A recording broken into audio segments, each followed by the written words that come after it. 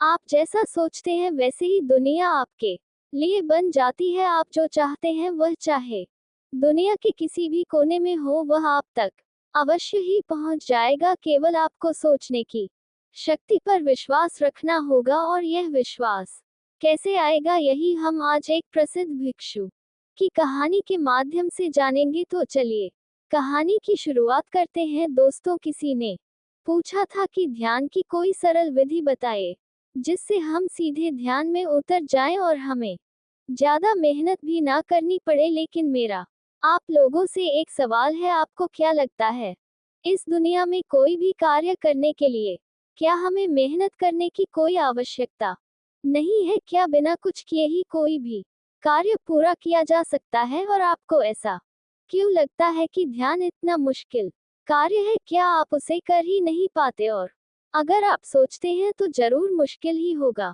इसीलिए तो आप इसको करने के लिए, ध्यान में उतरने के लिए आसान विद्या ढूंढते रहते हैं जिसमें आपको कुछ करना भी ना पड़े और सब कुछ स्वयं आराम से हो जाए। लेकिन ऐसा नहीं होता, कुछ तो आपको करना ही पड़ेगा। बिना कुछ करे तो कुछ नहीं होता। याद रखिएगा, जो जितना कठिन परिश्रम करता है उसे उतना ही अधिक मीठा फल भी मिलता है, और जो परिश्रम नहीं करते उन्हें उतना ही कम मिलता है। तो हम यहाँ ध्यान की बात कर रहे हैं। ध्यान को हम कैसे आसान बना सकते हैं? अगर वास्तविकता देखी जाए तो ध्यान बहुत आसान है, लेकिन ना जाने क्यों आप लोगों ने यह मान रखा है कि ध्यान करना बहुत मुश्किल है, बहुत कठिन है।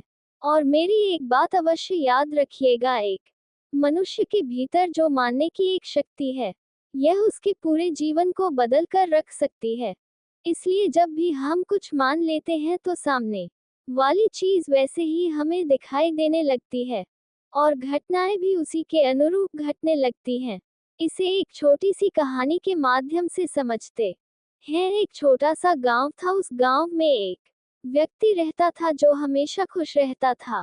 उसके सामने चाहे कितनी भी बड़ी मुसीबत या कितनी भी बड़ी घटनाएं क्यों ना जाए, वह उनका हंसकर सामना किया करता था। इसलिए वह हमेशा हर परिस्थिति में खुशियां ढूंढ ही लेता था, क्योंकि उसका यह मानना था कि जो कुछ भी उसे जीवन में मिल रहा है उसे देने वाला वह भगवान है और उससे वह बहुत प्रेम करता था। इसीलिए हमेशा हर परिस्थिति में, सुख में दुख में, वह हमेशा अच्छा ढूंढ ही लिया करता था, जिस कारण वह हर परिस्थिति में खुश रहता था, हमेशा हंसता रहता था। लेकिन उसी के पड़ोस में एक और व्यक्ति रहता था और उसका वह पड़ोसी बहुत धनवान था। उसके पास बेशुमार दौलत थी, जबकि वह व्यक्ति बहुत गरीब था। वह धनवान पड़ोसी जब भी उस गरीब व्यक्ति को देखता तो उसे अच्छा नहीं लगता था, क्योंकि वह हमेशा खुश रहता था, हमेशा हंसता रहता था, आनंदित रहता था। ये देखकर प्रधान पड़ोसी उससे बहुत जलता था। उससे उसकी खुशी बर्दाश्त नहीं होती थी। वह तो बस उसे उदास देखना चाहता था। वह चाहता था कि वह रोए, गिड़गिड़ाए, परेशान रहे, चिंतित रहे, जिससे उसके मन को शांति मिले और उसे इस तरह से देखकर वह बहुत प्रसन्न हो सके। वह ये चाहता था कि उसका वह गरीब पड़ोसी यह मान ले कि सारी खुशियां धन से ही मिलती है। इसलिए एक दिन पड़ोसी उस गरीब आदमी के पास पहुंचा और उसे कहने लगा, मित्र, इस रास्ते में एक औरत रहती है जो रोज सुबह टोक लेकर निकलती है। जब भी औरत मेरे सामने आती है तो मेरा पूरा दिन बेकार हो जाता है, मेरा पूरा दिन बर्बाद हो जाता है। वह बहुत मनहूस है, इसलिए जब भी वह तुम्हारे सामने आए तो अपनी नजर चुरा लेना, अन्यथा तुम्हारा दिन भी पूरी तरह से बर्बाद हो जाएगा और तुम दिन भर परेशान रहोगे, चिंतित रहोगे। तुम्हारे साथ कुछ न कुछ अनहोनी घटती ही रहेगी। इतना कहकर वह धनवान पड़ोसी वहां से चला गया। लेकिन उस गरीब व्यक्ति ने उस धनवान व्यक्ति की बातों पर बिल्कुल ध्यान नहीं दिया। अगले दिन वह धनवान व्यक्ति एक बार फिर उस गरीब व्यक्ति के पास आया और एक बार फिर से उसने उस औरत के बारे में वही सारी बातें कही। ऐसा ही करीबन उसने एक सप्ताह तक किया। वह हर रोज आता और उस गरीब व्यक्ति को उस औरत के बारे में इस तरह की बातें बताता और फिर अपने काम पर निकल जाता। एक दिन वह गरीब व्यक्ति खुशी खुशी कहीं जा रहा था, तभी रास्ते में उसे वो टोकरी वाली औरत नजर आ गई और ठीक उसी समय पर उसे उस समय बात भी याद आ गई कि यह औरत मनहूस है। जो भी इसका चेहरा देख लेता है उसका पूरा दिन बर्बाद हो जाता है, उसके साथ कुछ ना कुछ अनहोनी घटती ही रहती है। वह ये सोचता हुआ आगे जा ही रहा था कि तभी अचानक उसके पैरों में एक कांटा चुभ गया। अब ऐसा नहीं है कि उसे पहली बार कांटा चुभा था, जब भी उसे कांटा चुभता तो ईश्वर का धन्यवाद करके आगे की ओर बढ़ जाता था। वह हमेशा यह कहता था कि हे ईश्वर, आपका बहुत बहुत धन्यवाद, आपने मुझे बचा लिया, अन्यथा इससे कुछ बड़ा हो सकता था। लेकिन आज जब उसके पैरों में कांटा चुभा तो उसने सोचा शायद वह धनवान व्यक्ति सही कहता है, ये औरत मनहूस है। जो भी इसका मुंह देख लेता है उसका पूरा दिन बर्बाद हो जाता है, उसके साथ कुछ ना कुछ अनहोनी घटने लग जाती है। अब से जब भी वह गरीब व्यक्ति कहीं जा रहा होता है तब तक वह टोकरी वाली औरत उसके सामने आ जाया करती। हालांकि वह उसके सामने पहले भी आया करती होगी, लेकिन तब उसका ध्यान उस पर नहीं जाता था। लेकिन अब उसका पूरा ध्यान केवल उसी पर था। जब भी वह उसके सामने आती तो उसे वह दुख के पल याद आने लगते जब उसका मुख देखने के कारण उसे कुछ दुख मिला हो, और इसी तरह वह उन दुखों के छड़ों को इकट्ठा करता चला गया और उन दुखों के लिए वह हमेशा उस औरत को जिम्मेदार मानने लगा, उसे कोसने लगा, और इसी प्रकार धीरे धीरे उसके मन की जो खुशियां थी वह क्षीण होती चली गई। वह हमेशा दुखी रहने लगा था, परेशान रहने लगा था। अब उसके साथ कुछ भी अच्छा नहीं होता था, वह छोटी से छोटी चीजों में भी दुख ढूंढ ही लेता था। ऐसा ही कई दिनों तक चला और अब वह उस औरत से बहुत परेशान हो चुका था। वह उसे किसी तरह से भी छुटकारा पाना चाहता था। एक दिन वह अपने मार्ग में आगे जा रहा था कि तभी उसके सामने ने वह औरत आ गई। उसे देखते ही उसका पैर फिसल गया और वह पास ही के एक गड्ढे में जा गिरा। जैसे तैसे उसने खुद को वहां से निकाला और वह वापस अपने घर पहुंचा और मन ही मन वह उस औरत से छुटकारा पाने के लिए तरह तरह के तरीके ढूंढ रहा था। उसे उस औरत पर बहुत गुस्सा आ रहा था और तभी उसके मन में ख्याल आया कि क्यों ना मैं इस औरत को हमेशा हमेशा के लिए खत्म कर दूं, ना तो ये औरत रहेगी और ना मेरे साथ यह अनहोनियां होंगी, ना मुझे इस तरह से परेशान रहना होगा। देखते ही देखते रात्रि का समय हो चुका था। इन्हीं विचारों के साथ वह उस रात उसे हमेशा हमेशा के लिए खत्म करने के लिए निकल पड़ा। वह तेजी से आगे बढ़ रहा था कि तभी वह अचानक एक व्यक्ति से टकरा गया। वह व्यक्ति और कोई नहीं बल्कि उसका गुरु था। वह गुरु अपने उस शिष्य को देखकर यह समझ चुके थे कि यह बहुत परेशान है और किसी ना किसी चिंता में है। तभी वह अपने शिष्य से कहते हैं, इतनी रात को कहाँ जा रहे हो? इस पर उनका शिष्य कहता है, हे गुरुवर, मैं उस टोकरी वाली औरत से बहुत परेशान हो चुका हूँ और अब तो मैं उसे रास्ते से हटाकर ही दम लूंगा। उसने मेरा पूरा जीवन बर्बाद कर दिया है। हर रोज मेरे साथ कुछ ना कुछ अनहोनी होती रहती है। अब मैं उसे नहीं छोड़ूंगा, उसे तो मैं उसकी अंजाम तक पहुंचाकर ही दम लूंगा। तभी उन गुरुवर ने उस व्यक्ति के हाथों में हथियार देखा और उसे कहने लगे, अच्छा तो तुम उसकी हत्या करने जा रहे हो? इस पर वह गरीब व्यक्ति कहता है, हे गुरुवार, उसने मेरे सुखी जीवन में आग लगा दी है। मेरा जीवन पूरी तरह से बर्बाद हो चुका है। हर रोज मेरे साथ कुछ ना कुछ अनहोनी घट जाती है। मैं हर रोज केवल यही प्रयास करता हूँ कि वो मुझे मार्ग में ना मिले, लेकिन वह हर रोज मेरी मार्ग के बीच में आ ही जाती है। उसके कारण मेरा पूरा जीवन नर्क बन चुका है। इसी कारण मैं बहुत परेशान हो चुका हूँ। इसीलिए मैंने ये तय किया है कि अब मैं उसे नहीं छोड़ूंगा, मैं तो उसे अपने मार्ग से हटाकर ही दम लूंगा। इस पर वह गुरु मुस्कुराने लगे और उस व्यक्ति से कहते हैं, इसके लिए तुम्हें उसकी हत्या करने की कोई आवश्यकता नहीं है।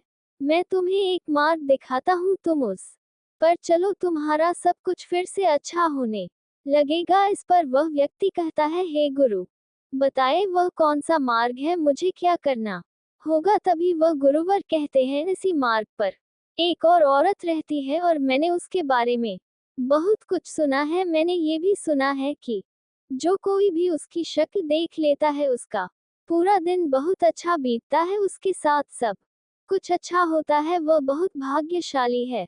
जो भी उसके दर्शन कर लेता है उसके जीवन में आने वाले दुख आधे हो जाते हैं। इसलिए जब भी तुम इस मार्ग से निकला करो तो उस औरत के दर्शन अवश्य किया करो, तुम्हारे जीवन के सारे दुख देखते ही देखते खत्म हो जाएंगे। इतना कहकर वह गुरु अपने मार्ग में आगे की ओर बढ़ चले। उस व्यक्ति को अपने गुरु की बात पर पूरा यकीन था, इसलिए वह वापस अपने घर की ओर लौट गया। अब से जब भी वह किसी कार्य के लिए उस मार्ग से होकर गुजरता था तो वह उस औरत के दर्शन अवश्य करता था, और उसने अब ये भी मान लिया था कि उस औरत के दर्शन के कारण ही उसके जीवन में जो भयंकर दुख आने वाले थे वह कम होने लगे हैं, और वह पहले से अच्छा महसूस करने लगा था। वह पहले से खुश महसूस करने लगा था, क्योंकि वह हर रोज उस औरत को देखकर वहां से निकल जाता और उसके साथ सब कुछ अच्छा हो जाता। उसे इस बात का विश्वास हो चुका था कि अब उसके साथ कुछ भी गलत नहीं होगा, उसके साथ सब कुछ अब अच्छा ही होगा। यदि उसके साथ कुछ भी गलत होता था तो वह यही सोचता था कि शायद मेरा इससे भी बड़ा अहित होने वाला था, लेकिन उस औरत के दर्शन के कारण मैं बच गया। हालांकि इसके बारे में उस औरत को कुछ नहीं पता था कि उसके दर्शन के कारण कौन सुख पा रहा है और कौन दुख पा रहा है। तो दोस्तों, हम यहाँ पर बात कर रहे थे मान लेने की। ध्यान में मान लेना एक बहुत बड़ी भूमिका निभाता है। अगर आप यह मान लेते हैं कि ध्यान कठिन है और इसे आप कभी नहीं कर सकते, तो आप यकीन मानिए आप इसे कभी नहीं कर पाएंगे, क्योंकि आपका विश्वास यही कहता है। आपने जो मान रखा है, आपने जो विश्वास रखा है, वह यही कहता है। और तो और कुछ लोग ऐसा भी कहते हैं कि ध्यान करने से लोग पागल हो जाते हैं। यदि आप ऐसा मानते हैं तो आपके साथ भी ऐसा ही होगा। लेकिन जरा ये सोचिए, क्या नकारात्मक विचारों से सकारात्मक चीजों को उत्पन्न किया जा सकता है? क्या नकारात्मक विचारों से सकारात्मक विचारों का निर्माण किया जा सकता है? नहीं। यदि आपको सकारात्मक होना है तो आपको सकारात्मक सोचना होगा, सकारात्मक चीजें माननी होंगी, सकारात्मक चीजों पर विश्वास करना होगा और सकारात्मक विचार ही उत्पन्न करने होंगे। इसलिए जो आप मान लेते हैं आपके साथ भी वैसा ही होता है। तो अब बात आती है कि ध्यान कैसे किया जाए। शुरुआत में तो हम केवल ध्यान करने की कोशिशें कर सकते हैं, लेकिन एक बात आपने ये भी ध्यान दी होगी, आप पूरे दिन में बहुत सारा समय यूं ही व्यर्थ गवा देते हैं। लेकिन यदि कोई आपसे ये कहे कि केवल 5 मिनट दिन में केवल 5 मिनट आप अपने ध्यान को दीजिए, तो आप यह नहीं कर पाएंगे। हालांकि आप अपना अधिकांश समय यूं ही व्यर्थ गवा देते हैं, लेकिन वह 5 मिनट आप ध्यान करने में नहीं दे सकते। आपसे कोई कहे कि 5 मिनट बैठकर शांति से केवल अपनी सांसों पर ध्यान दीजिए, तो यह आप नहीं कर पाएंगे। हो सकता है कि आप में से अधिकांश लोग इसे 1 दिन करें, 2 दिन करें, 3 दिन करें, 4 दिन करें, और फिर किसी की बात सुनकर अगर आपको और भी ज्यादा प्रेरणा मिल जाए तो हो सकता है क्या आप उसे 15 से 20 दिन या फिर महीना भर कर सकते हैं। लेकिन फिर आप इसे ऊपरी मन से करने लग जाएंगे और एक ना एक दिन आप इसे छोड़ देंगे। लेकिन आपने यह नहीं सोचा कि जहां पर आप अपना समय यूं ही वेस्ट कर देते हैं, वहां पर केवल दिन में 5 मिनट निकालना क्या इतना मुश्किल है? जरा सोचिए, क्या इससे सरल और इससे आसान कुछ हो सकता है? हाँ, शुरुआत में हम ध्यान का अभ्यास जरूर करेंगे, शुरुआत में हम ध्यान करने का प्रयास जरूर करेंगे, लेकिन ध्यान नहीं लग पाएगा। इससे आप परेशान होने लगेंगे, चिंतित होने लगेंगे और तरह तरह की अलग मार्गों को ढूंढने लग जाएंगे जो इससे भी सीधा हो, सरल हो, आसान हो, जिसमें आपको कुछ करना भी ना पड़े और आप आसानी से ध्यान में उतर जाएं। और कुछ लोग जो धैर्य बनाकर रखेंगे और ध्यान की कोशिश अर्थात ध्यान का अभ्यास निरंतर करते रहेंगे, वह एक ना एक दिन ध्यान में जरूर और उतरते जाएंगे, और देखते ही देखते ये ध्यान संपूर्ण हो जाएगा। और जब आप एक बार उस ध्यान में उतर जाएंगे तब आप अपने जीवन को देख सकेंगे, उसकी वास्तविकता को जान सकेंगे, अपने आप को पहचान सकेंगे, तब आपकी सोच और समझ का विस्तार होने लगेगा। महात्मा बुद्ध भी इसी तरह से ध्यान किया करते थे। वह केवल अपनी सांसों पर ध्यान लगाया करते थे, क्योंकि सांस ही एक ऐसी चीज है जो आपके साथ हमेशा रहती है। जब तक आपका ये शरीर है तब तक आपकी सांसें भी हैं, और तभी तक ध्यान संभव है। बिना सांसों के या बिना शरीर के ध्यान नहीं किया जा सकता। सांस रूपी या एक ऐसा यंत्र है जो आपको मिला हुआ है, जिस पर आप कभी भी कहीं भी किसी भी अवस्था में ध्यान केंद्रित कर सकते हैं। बाकी ऐसी कोई चीज नहीं जिसे हर जगह हर समय अपने साथ आप लेकर चल सकते हो, और वह आपको इस भौतिक जगत से आपके आंतरिक जगत तक जोड़ती हो। क्या आपने कभी एक पल के लिए सोचा है कि आपको दिन भर में कितनी सांसें आती है और कितनी सांसें जाती हैं? क्या आपने कभी इस पर ध्यान दिया है? क्या आपने कभी यह भी ध्यान दिया है कि क्या आप सांसें ले रहे हैं या नहीं? तो चलिए एक छोटा सा प्रयोग करके देखते हैं। आप सबके पास मोबाइल फोन तो होगा ही जिसे आप यूज करते हैं। आपके पास इंटरनेट भी होगा। आपका जब मन करता है तब आप अपने फोन पर उंगलियां चलाने लग जाते हैं। कुछ नहीं तो आप बार बार फोन ऑन ही करके देख लेते हैं, कुछ मिल जाए, कुछ मजेदार ढूंढने लगते हैं, क्योंकि फोन आपकी एक आदत सी बन चुकी है और आप उसके बिना एक सेकंड भी रह नहीं पाते। तो अब आपके मन में ये प्रश्न उठ रहा होगा कि आखिर आपको करना क्या है? तो आपको बस एक छोटा सा काम करना है। आपको अपने इस फोन को कुछ देर के लिए अपने आप से दूर रखना है और अपने आप पर ध्यान केंद्रित करना है कि आप कितनी देर तक फोन को बिना इस्तेमाल किए रह सकते हैं।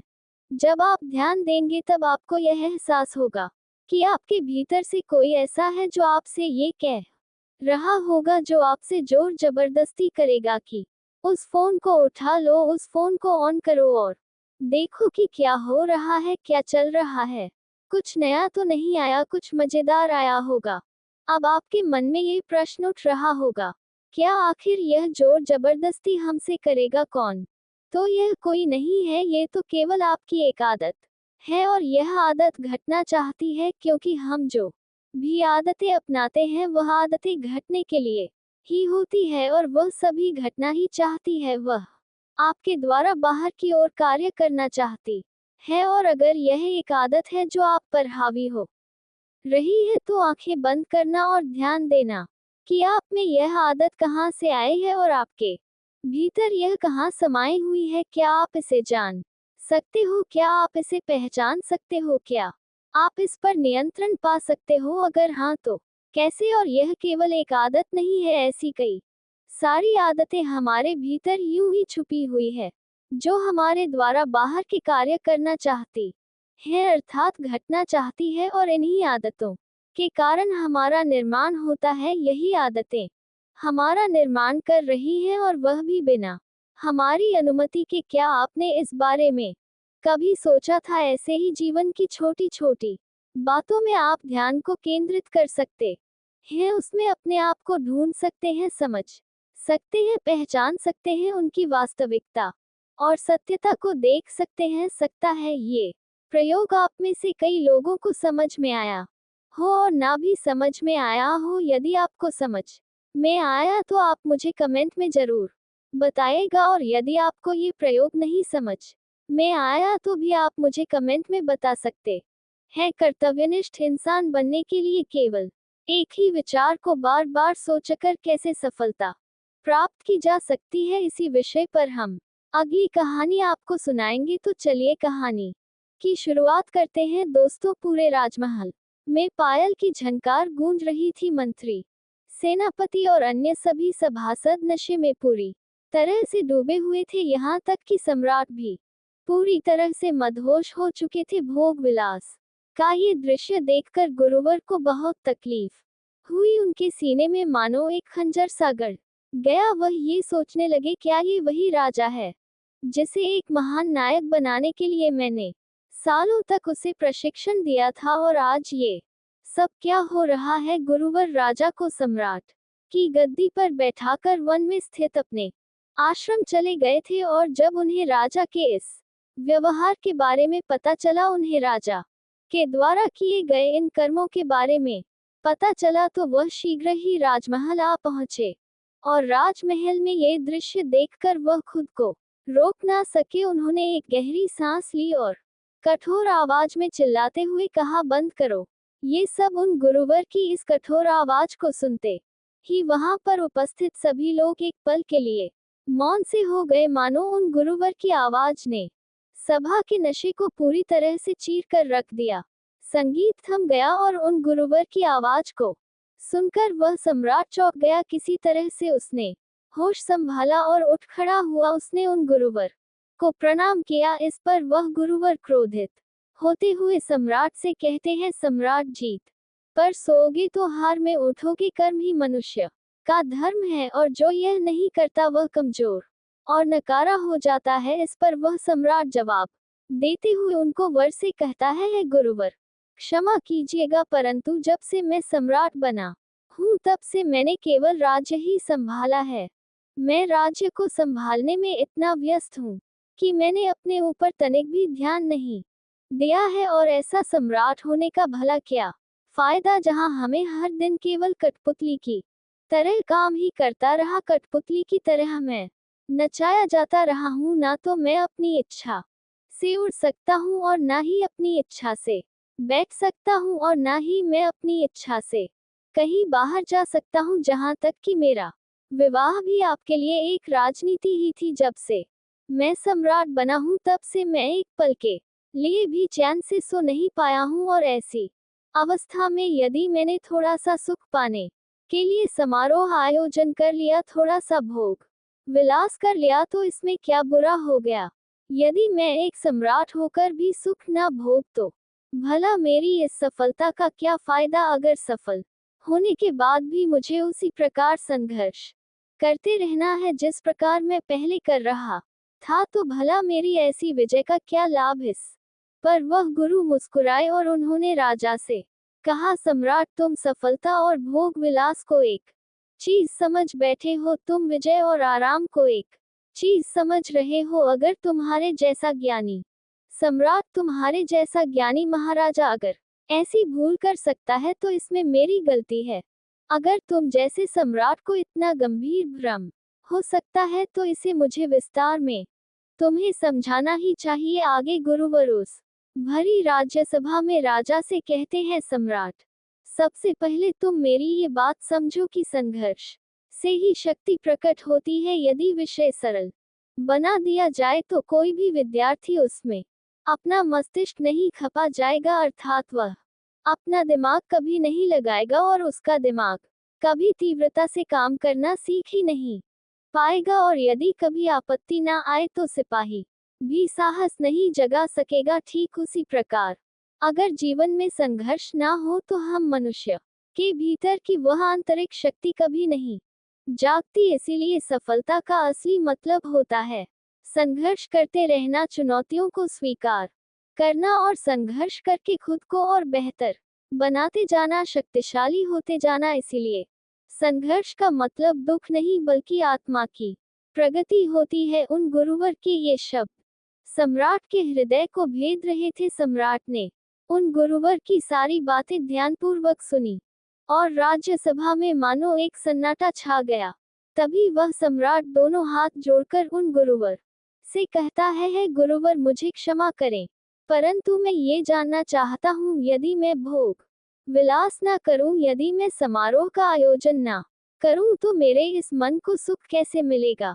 मेरा यह मन भला कैसे शांत हो पाएगा। मेरे मन को चयन कैसे मिलेगा। इस पर गुरुवर उस सम्राट के इस बात का जवाब देते हुए कहते हैं, हे राजन, अगर तुम्हारी प्रजा भूखी है तो क्या तुम कभी चैन की नींद सो सकोगे। अगर ये बात जानते हुए भी तुम चैन की नींद सो जाते हो तो तुम सम्राट कहलाने के लायक नहीं हो। और यदि तुम एक सच्चे सम्राट हो तो ये बात तुम्हें कभी सोने नहीं देगी। यह बात तुम्हारे मन को कचोरती रहेगी और तुम्हारे मन को कभी चैन नहीं मिलेगा। फिर चाहे तुम कितना भी भोग विलास क्यों ना कर लो, फिर चाहे तुम कितना भी ऐशो आराम का जीवन क्यों ना जी लो, फिर चाहे तुम कितने भी समारोह का आयोजन क्यों ना कर लो, लेकिन ये संगीत का नाच गाना तुम्हें कभी चैन से नहीं रहने देगा। इसलिए है राजन, पूरी निष्ठा से कर्तव्य का पालन करो, क्योंकि एक राजा के लिए उसकी प्रजा ही सब कुछ होती है। अपने